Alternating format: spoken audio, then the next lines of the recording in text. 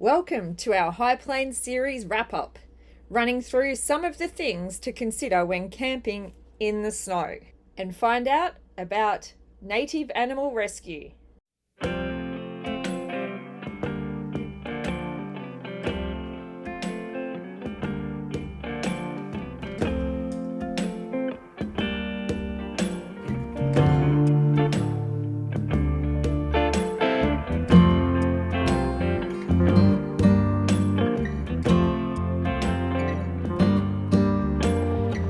Morning everyone, it's another frosty morning.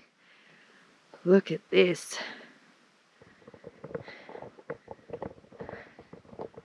The Bunja top has stood up to another day. Mind you, it's got some things going on in there, but we'll explain that a bit later. Oh, look at this, what a problem. You're an idiot, Karl.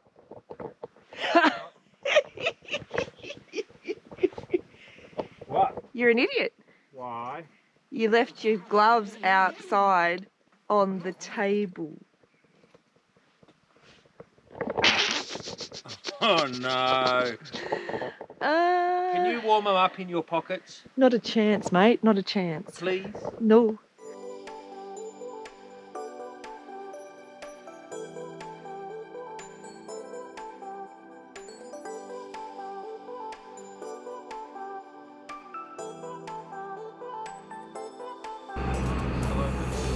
Okay.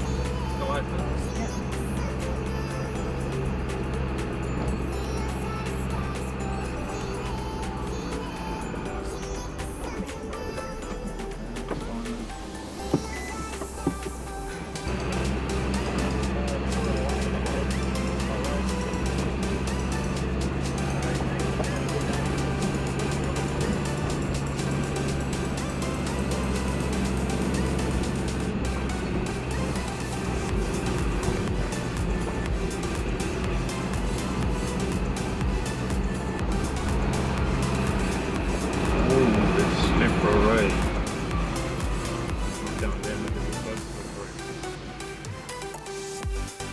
Yep.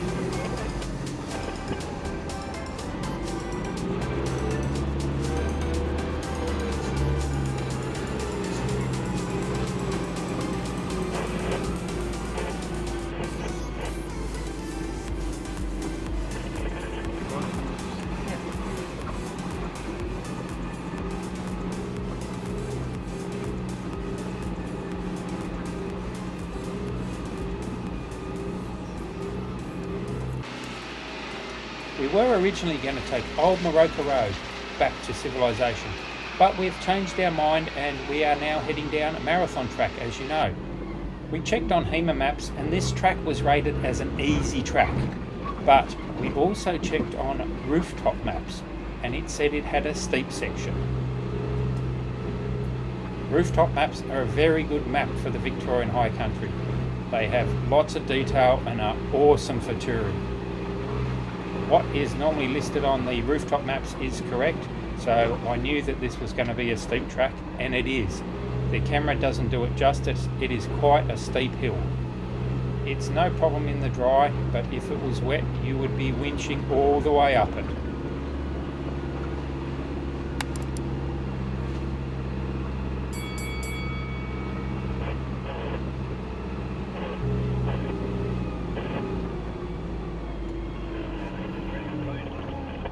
It's okay. Looks okay. Don't even have to blow down tyres. Oh. little bit of crimping. Oh, a bit steeper there. Yeah. That's nice words.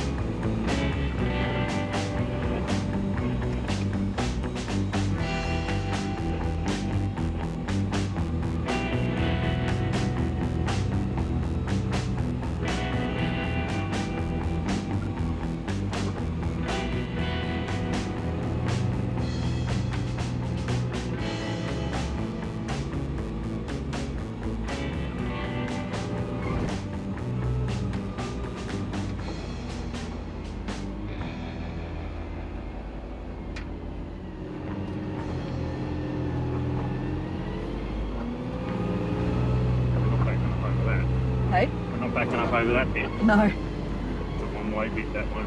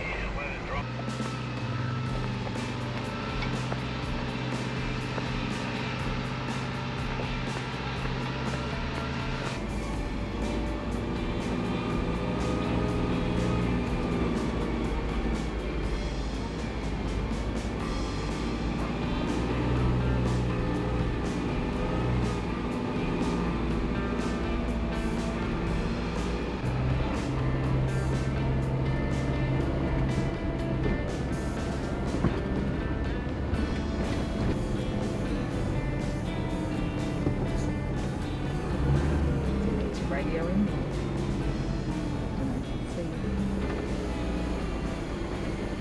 It's not cooperating. Yeah. All of the rocks in it. As we mentioned in our last episode, we're going to do a bit of a wrap up to explain some of the trials and tribulations that we had during our time in the snow. So, Karl, what was the go with the rooftop tent? The rooftop tent was great, but it did have a few little problems, probably as any tent in those conditions would. The first real main problem is it had a little bit of condensation along the sides on the really cold night. So when we're talking -3 degrees or -5, it did get condensation along the top aluminium pieces around the roof and on the canvas at the very top. The actual whole ceiling was fine. This morning, it is so cold last night that we noticed that we have got condensation in the tent. Now, we have had a little bit of condensation before, but we normally leave the windows open a little bit more than we did last night. So that was all frozen 20 minutes ago.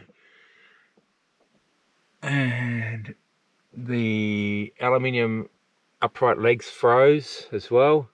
And they're defrosting and they've dripped down onto the corners of the bed.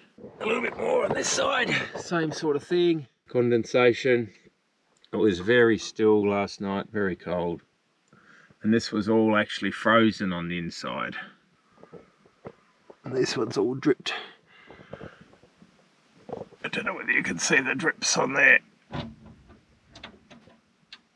run down and drip off onto the mattress.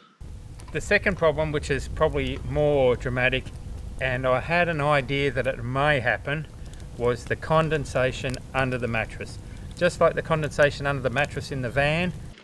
If you have a look under here, it's so wet, and I can't really tell whether it's mouldy because it's black. But I assume from the bubbling and the crap that it's probably mouldy as well. So that is, yeah, it's definitely mouldy, you can see it there. So that is absolutely no freaking good. So I'm going to measure it up and we're going to get the AirTech mattress, exactly the same as a van, and we're going to stick it under here to stop this mould and condensation problem. Because bear in mind, underneath this is aluminium. It's one sheet of aluminium. Underneath that is essentially open air. So you've got on one side you'll have the body heat, then the mattress, and the vapor from your body going straight onto that aluminium sheet, which would have been at -3 or 5 or 7 last week, and it's just too much for it and condensates. So we will put the AirTech under here as well. And I'd suggest anyone with a bungee top tent do exactly the same, because even if you're camping in the desert, it's probably less likely to get mold, but when it drops down to, you know, 0 degrees overnight, you're still going to have the same problem to some extent. The only good thing about being in the heat, obviously, is in the daytime it's going to be hot enough to really dry it out. But if it doesn't, you're going to get this, which is no good whatsoever. What we've done is we've gone and purchased some more aero mesh like we did in the caravan, and we've put that underneath. Obviously we cleaned it all up, dried it all out, disinfected it because I wanted to make sure there was, we'll try and reduce any potential mould. Same stuff, except now it doesn't come on a roll. It comes in pre-cut sizes, like for your beds and your, you know what I mean, queens and so on. So we just got the right size, which was a queen, and installed it, and it is the right size. It's great. We're just going to trim around the little box here, remake our bed, and we're good to go. We've put that under there, so it should be fine from now on. I think we shouldn't really, it'll still get some condensation, but at least it will be able to evaporate out. Yeah, hopefully it'll work the same as, yeah, obviously the caravan.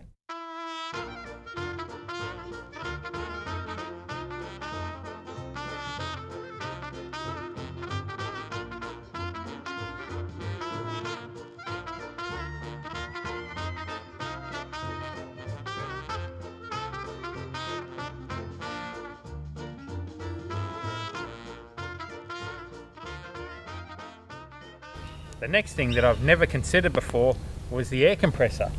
The fittings freeze up because they've got a little bit of moisture in them, the quick release fittings, but they freeze up overnight. So if you go to use your compressor at any time, you know, before it's defrosted, essentially, you can't use it. It's just all frozen up. So that's something else that we learnt, that you really need to pump up your tyres and everything the night before, which goes along hand in hand with the water. So everything that had water in it froze, including everything in the truck and in the rooftop tent. Yeah. I couldn't have a coffee in the morning because the water was frozen. I couldn't get it out to boil the billy. All of our water was frozen. The water in the tap from the truck tank was all frozen all the way up the line, so we couldn't get that out. Our drink bottles, believe it or not, froze in the truck, and they also froze in the rooftop tent. The only way that we could keep our drink bottles from not freezing was to put them under the sheets on our body, laying next to us in bed. As soon as you move them just a little bit away from your body, even still under all the blankets and doonas, you wake up, they're frozen solid like they've been in the fridge a week. So we had to, every night, we got our drink bottles, went to bed with them, put them on our legs or near us, right up to touching us, and that's the only way that we could keep the water liquid. So basically, we were our water bottles' hot water blanket. To keep them warm. Yeah. So otherwise we had no water in the morning. We couldn't do anything otherwise. The other thing that we've worked out did work, believe it or not, was to put everything in the esky that we could. Yes. So milk, water, anything like that, oil, cooking oil, you could put in the esky, which at least kept it at, let's say, 1 or 2 degrees instead of -5. So that worked also. If you had a fridge, you could probably put it in the fridge as well, and it'd keep it at 1, 2 or 3 or whatever, and it would be okay. Well, it'd keep it stable. Yeah. The oil, like we just touched on, olive oil is no good. It just solidifies in the bottle and turns to like margarine. Yeah. And you can't use it, and it still hasn't recovered now. I've tried to shake it up and whatever, and it's just separated and looks like super thick hand soap on the top, and it's just not working well. No. Dad actually had an issue with the fact that his mobile phone wouldn't work, which of course it had no reception, so of course that's not the problem. It was actually when he went to take some photos on his phone camera and it just said temperature, big red thing, and shut down on him, which we hadn't considered that. So that was the same for all of our electronic equipment.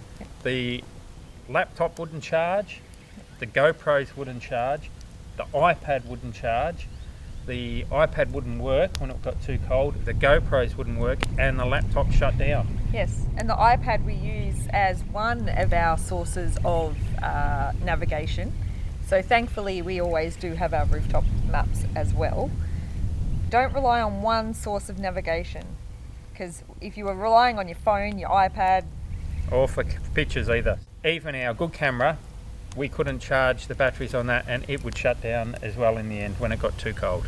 So apart from all the electronic equipment, one thing that we were prepared for, which you should do if you've got a diesel vehicle, is put antifreeze in your fuel. If you don't have that, your wax in your fuel will all gum up and you won't be going anywhere fast. So we did do that before and we had no problem with the fuel. But I did consider it, but didn't do it, which was put antifreeze in the washer bottle. I thought since the washer bottle was inside the truck cab, not under the bonnet, that it should be okay and not freeze. Well, I was wrong. So we had no washer water until probably, I don't know, 2 o'clock each day when it defrosted with the heat of the heater in the truck. But that's probably not the most dramatic thing, that you just don't have washer water. What could be worse is that your washer bottle splits, freezes solid. So it could split, you could damage your washer bottle and you would have to replace it. So I would definitely put antifreeze in my washer bottle water next time. So. And we also had our windscreen completely covered in snow and frozen. And Karl had said to me earlier in the day, I must remember to pull the windscreen wipers out off the windscreen. Yep. We didn't. So we also had to wait for the windscreen to defrost a little before we could do anything, because obviously there would be an issue with the windscreen wipers. Rip the rubber out of them. Yeah. So, remove your windscreen wiper from your window at night, and also take your handbrake off, because your handbrake can physically freeze on. The shoes can freeze in the drums, or if you've got discs, the pads can freeze onto your discs. So if you take your handbrake off at night, that will stop that also. But don't do that if you're on a hill. No. Like, do that at your own risk. We will not take responsibility for Chock your wheels. For that. So there was one thing that I didn't realise was a problem, and it was the door, the gull wing door on the truck. It kept like drooping and I couldn't work out what the issue was. I asked Karl, and it was the gas struts. So the temperature must affect the gas struts somehow in such a way that they sort of lose pressure and they can't push up as much as they used to. So that happened to all of our struts. They're all fine now, but in the really cold weather, they're just not quite the same. They were droopy. They were droopy. And we use the gull wing door where the awning is to help hold that into a position that... A higher position. Yeah. So I was like, why is it doing this? So that's all.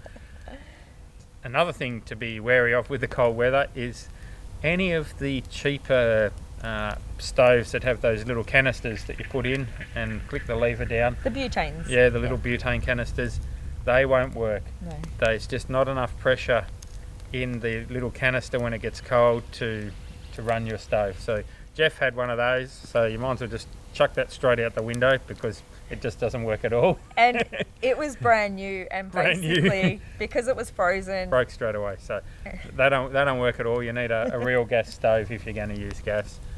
With a bottle. Or ours did go well. The stove was fine, no problems with that. Yeah. You also may have noticed in our videos that when we got food out to defrost, it doesn't happen. So if you think about, you get your frozen food out for dinner or dinner the next day or the dinner in 3 days' time, it doesn't defrost at all. It's still rock solid. So realistically, the best way is not to freeze your food up there. Yeah. If you're going to have really cold weather, just run your fridge freezer on fridge if you can. Otherwise, the only thing we could do was take it out and put it in the truck on the floor because that warms up in the day when we drive it to try and defrost whatever we're going to have for our meal that night. Yeah. Your fridges are quite good or your freezers, because they don't use a lot of power because they don't switch on because it's so cold, which is a great thing because you get absolutely nothing from the sun because the majority of the time your panels are covered in snow. But they go hand in hand, so we didn't have any problem with power at all, apart from the electronic devices. Really what we're trying to say is it was an amazing camp, but you just need to consider that you are in a totally different environment. It's frosty and, even the doors can freeze shut. So not this trip, but previously when I was doing some work in Tasmania, it was so cold that we couldn't get into our vehicle at all in the morning. Like literally you couldn't open the doors, you couldn't open the boot, you couldn't do anything because the rubber seals froze to the bodywork. So we just had to wait until they unfroze. Good excuse. Yeah. But apart, all of these, they're all minor issues, but just something to be aware of. Yeah. But the main thing is that would we go back up there if we had the chance to do it again? Hell yeah, we love it up there. It was unbelievable. If you ever get the chance, ever get the chance, do yourself a favour, put on some clothes, put your antifreeze in your fuel, and get the hell up there. Yeah. Because you'll never see anything like it again. And if you're not up for the cold, it's beautiful in summer too. It is beautiful in summer. It's totally different in summer. And the thing is, you still can get snow in the middle of summer. True. So you must always be prepared. Yeah, that's right. Whilst we've been in Victoria, we've obviously been catching up with family and friends. We caught up with Karl's sister. And Karl's sister, one of, is super passionate about native animal rescue. And so much so that she now has a registered charity where she rescues all sorts of Australian native animals. And we've jumped on board to help her save the animals. We have added a page onto our website all about her animal refuge, which is called Bush Beings. Marlene and her partner Andrew have built an amazing animal rescue at her property, at her farm in Victoria, and it's got cages and flight aviaries and you name it, they've got it, just solely to look after injured, displaced or orphaned animals. And you know what, they both have full-time jobs. We're hoping that we can help them out by having a little web page for them. Hopefully they can get some donations and people realise the effort that they are going to rescue these animals. Yeah, they both spend about, I don't know how many hours a day. Every other hour that they're not working. It's incredible. It's a credit to them both for what they do. and how many animals they look after and then release back into their natural environment. Yep. And they fund all of that with their own money. And the occasional donation. So if you can, get onto the webpage, Yep. have a look, and if you're that way inclined and love our native animals, help out whichever way you can. As you may have noticed, we're on the Murray. We are hopefully heading up the Darling. It was our first attempt last year, 12 months ago. We'll see if we make it this time. Thanks for watching, and don't forget to subscribe. If you want a reminder, hit the bell. And remember, we always love a thumbs up. Of course we don't go straight to the Darling. Next week we take you to visit a 470,000-year-old volcano crater, and we camp in the middle of it. After that, we head to the Yanga National Park in New South Wales. The Yanga National Park was an old sheep station, and we go and check out the shearing shed, the huge old wool shed, and the magnificent old disused homestead.